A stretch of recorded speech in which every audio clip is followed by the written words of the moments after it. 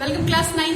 बेटा हम लोग क्या पढ़ रहे थे, फिजिक्स में मोशन वाला चैप्टर पढ़ रहे थे ना, है ना। बिल्कुल पहला चैप्टर है आपका। उसमें एक छोटा सा टॉपिक मेरा रह गया था, वो था सर्कुलर मोशन। ठीक है, कि टॉपिक क्या है, सर्कुलर मोशन क्या है। तो सिंपल सी बात समझो, सर्कुलर मोशन जब बॉडी सर्कुलर पाथ पे घूमती है ना।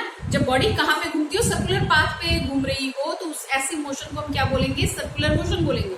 डेफिनेशन मैंने लिखा हुआ है, देखो। motion of an object when motion of an object on a circular path is called circular motion। किसी भी ऑब्जेक्ट का मोशन जब वो सर्कुलर पाथ पे घूम रही है, सर्कुलर मोशन कहलाती है। तो यूनिफॉर्म सर्कुलर मोशन का मतलब क्या होता है भैया? यूनिफॉर्म सर्कुलर मोशन कब होगा? जब देखो हमने यूनिफॉर्म मोशन किया हुआ है ना। यूनिफॉर्म मोशन क्या होता है? When body covers equal distance in equal interval of time. ऐसे ही कुछ मैंने पढ़ाया हुआ है ना, बिल्कुल वही यहाँ पे है, लेकिन बॉडी स्ट्रेट लाइन में नहीं, सर्कुलर पाथ में घूमेगी। क्लियर? देखो क्या, When an object move on a circular path with uniform motion, किस मोशन के साथ? यूनिफॉर्म मोशन के साथ। यहां से ना नोट्स भी तैयार कर लेना, ठीक है। पॉज करके नोट्स तैयार कर लेना। ओके, चलो आगे देखो। अब देखो, अगर कोई बॉडी सर्कुलर पाथ पे मूव कर रही है तो क्या वो एक्सिलरेटेड मोशन कहलाएगी? बॉडी सर्कुलर पाथ पे घूम रही है तो क्या हम उसको एक्सिलरेटेड मोशन बोल सकते हैं? अच्छा सुनो, एक्सिलरेशन हमने कैसे डिफाइन किया था? एक्सिलरेशन हमने डिफाइन किया होगा, यहाँ पे वो जो न्यूमेरिकल करवाए थे ना, वो है। चलो कोई नहीं, इसको मिटा देते हैं। तो एक्सेलरेशन मैंने क्या समझाया था? Rate of change of velocity, है ना भैया? क्या समझाया था? Rate of change of velocity. तो एक्सेलरेशन इज इक्वल टू, हमने क्या पढ़ा होगा? v minus you upon T. ऐसा कुछ पढ़ा था, ऐसा कुछ पढ़ा था, याद आ रहा है? तो एक्सेलरेशन में हमारे पास वेरिएबल वेलोसिटीज होती है। वेरिएबल यानी कि शुरू में वेलोसिटी कुछ, बाद में वेलोसिटी कुछ, ऐसा ब्रेक लगा दिया तब कुछ, है ना। तो भैया ये एक्सेलरेशन यानी वेरिएबल वेलोसिटी है। और वेलोसिटी क्या होता है? वेलोसिटी हमारा वेक्टर क्वांटिटी होता है। वेक्टर क्वांटिटी यानी कि इसका मैग्नीट्यूड भी होगा, और इसको बताने के लिए हमें किसकी जरूरत होगी? डायरेक्शन की भी जरूरत होगी। अब सोचो, मान लो, तुम्हें समझाने के लिए मैं एक सिंपल सी चीज बताती हूँ। मान लो कि हम हेक्सागोन में घूम रहे हैं, ऐसे। ध्यान से देखना, ठीक है। मुझे पता है ड्राइंग अच्छी नहीं है, हंसने की जरूरत नहीं है, ठीक है। ओके, बन गया, जैसे तैसे बन गया, ठीक है। अब मान लो हम ए से बी पे चले, बी से सी पे, सी से डी पे, ई पे, एफ पे, ऐसे गए, फिर ऐसे गए, फिर ऐसे गए, फिर ऐसे गए, फिर ऐसे गए, फिर ऐसे गए, वहां पे पहुंच गए ए पे। पूरे सर्कल में घूमे हम, हाँ कि ना?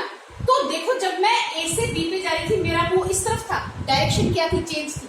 जब बी से सी पे आए, डायरेक्शन थोड़ी और चेंज हुई।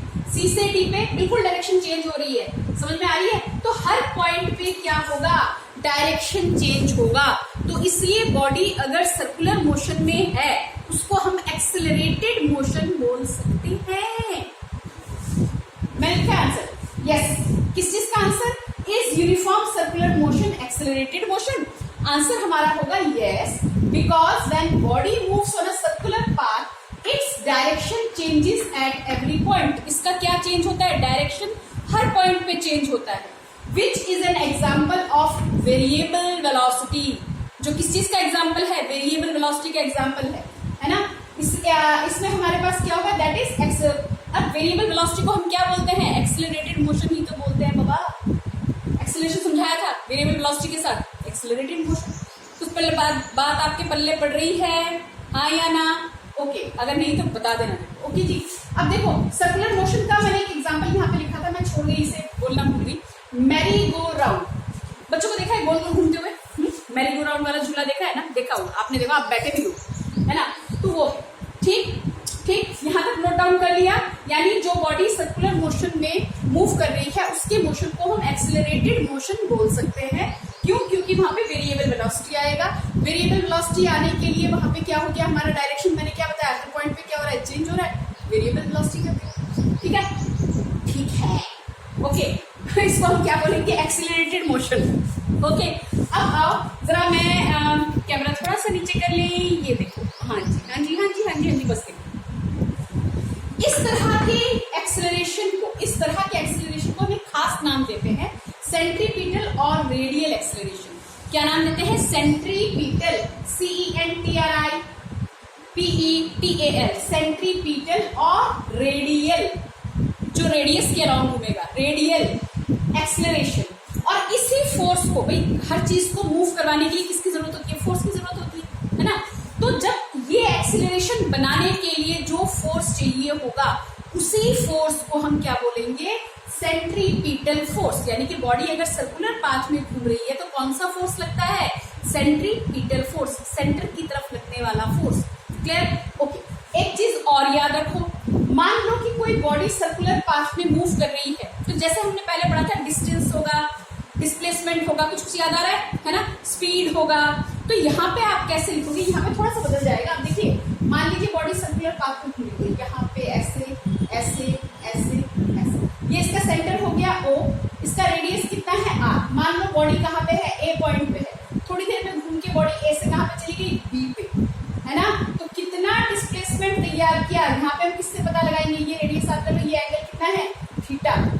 एंगल कितना, थीटा। यही तुम्हें क्या देगा, डिस्प्लेसमेंट देगा। ये थीटा तुम्हें क्या देगा, ये थीटा तुम्हें क्या देगा, डिस्प्लेसमेंट। इस डिस्प्लेसमेंट को थोड़ा अलग नाम देंगे। ये डिस्प्लेसमेंट हमारा कैसा डिस्प्लेसमेंट होगा, angular, GULAR, angular, GULAR, ANGULAR, angular displacement. ठीक है, तो देखो एंगल हमने पढ़ा हुआ है मैथ्स में, एंगल को हम कैसे लेते हैं, आर्क अपॉन रेडियस। कौन सा आर्क, A से B वाला आर्क, समझ में आ रहा है, A से B वाला आर्क, आर्क अपॉन में क्या, रेडियस, क्या देगा, एंगल।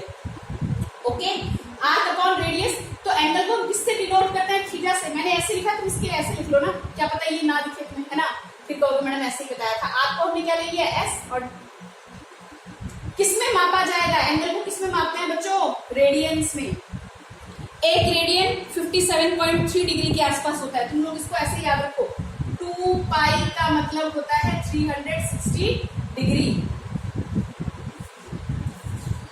क्या समझे, 2 पाई रेडियन का मतलब क्या होता है, मैंने रेडियन नहीं लिखा, सॉरी 2 पाई रेडियन का मतलब हमारे पास क्या होता है, 360 degree. RADIAN, 2 pi radian 360 degree, एक रेडियन 57.3 डिग्री। क्लियर, इतना समझ में आ गया। तो यहाँ पे तुम्हारे पास सारा कंसेप्ट तुम्हारे ये सर्कुलर मोशन का आ जाएगा। ठीक है बेटा, इसको करके रखना, नोट्स बना लेना। Take care, bye bye.